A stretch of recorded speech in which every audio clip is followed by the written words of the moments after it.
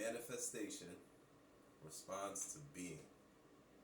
To manifest, your spiritual essence must be what it is that you want. And it's like when things are going wrong, a lot of it's like how you react is your vibration. And everyone, no one, no, not to say anyone is perfect, but everyone does respond differently. When you face adversity in a short-term moment, some people are really good at dealing with that, others are really bad. Some people, when they're facing adversity in a long-term period, over a long extended period, some people are really good at that, whereas others could be really bad. And some people can be really good at both, and people could be really bad at both. Some people are just good at one or the other. So when I say short-term, I mean like a panic, like a shootout, life or death, immediate flight or fight, risk type of situation. When I say long-term, I mean like a very painful endurance, long-term struggle, possibly with poverty, or just health, things that people can bounce back from, but it most likely isn't going to happen in a matter of days or hours. It might take more like weeks, months, or even years. In either case, to have the outcome one wants to have, you must be the energy that you want.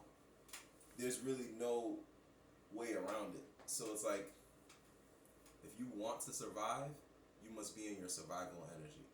If you want to thrive, you must be in your thriving energy. Now, when you're in a short flight or fight type of situation, your survival energy is your most primal, lower nature. So it's a lot easier for people to tap into, especially if you're already on a day-to-day basis living in that lower nature. But when you want to thrive and you want prosperity and you want the so-called higher frequencies, the more love-based frequencies, well, if you're enduring something that's painful over a long period of time, and you're not being, and by being I mean like the verb to be. So let's think about how you use the word to be. I am, you are, he or she is. So it's like, to be is in real time to embody the feeling. I am at peace. If I am the more wealthy version of myself, I am more likely to be at peace with financial issues. So I have to be at peace right now.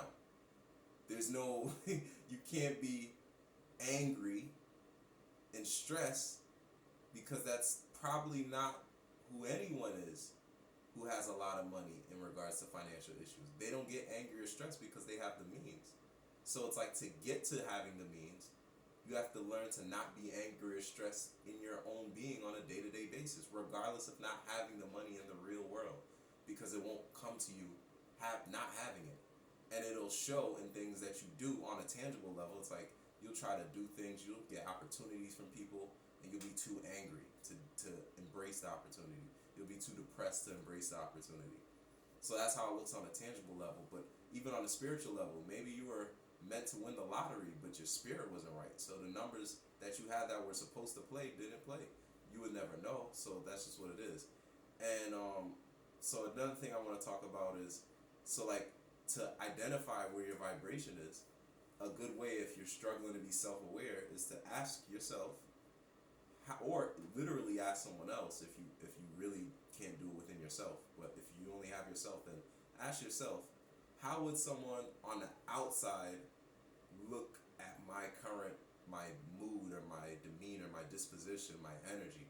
How would someone else perceive that?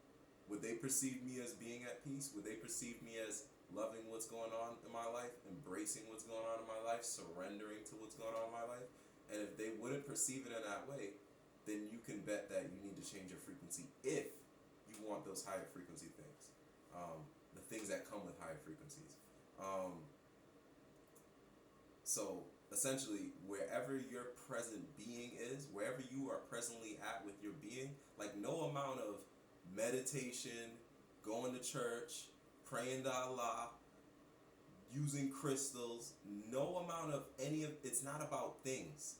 It's about your soul, your spirit, where you are residing. So it's like nothing you have materially can change how you feel in here. This can't lie.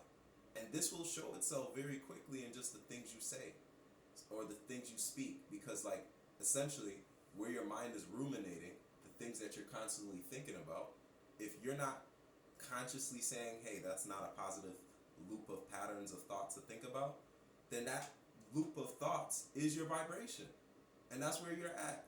So even if you're having a continuous thought loop, that'll tell you where your mind is at, and then you need to do some work to change that in your being.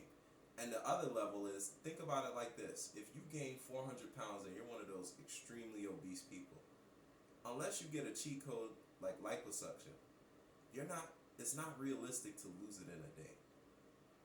If you have a hoarded house, like those people who have a problem with hoarding, even in those projects where people come to save those people from themselves and they're in a house where they've been hoarding for decades, they don't clean those houses in a day. It takes weeks, months.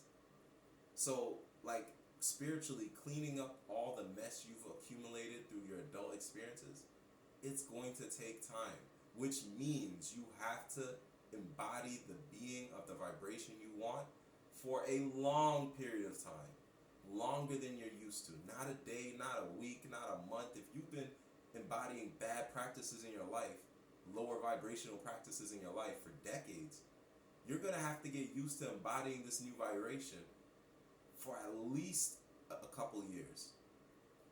And then you'll start seeing results. And yes, can something happen sooner? Absolutely.